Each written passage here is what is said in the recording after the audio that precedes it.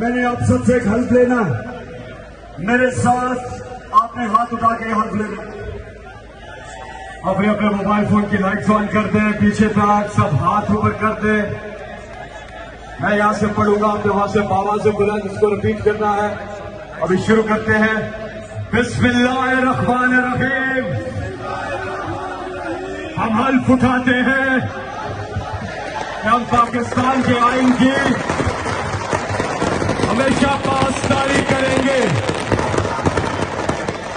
हम कभी भी अल्लाह के सिवा किसी के सामने नहीं झुकेंगे और हम हकीकी आजादी के इस जिहाद में आखिर तक इमरान खान के साथ जद्दोजहद करेंगे।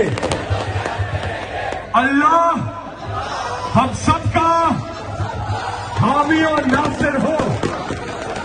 आमीन। अच्छा,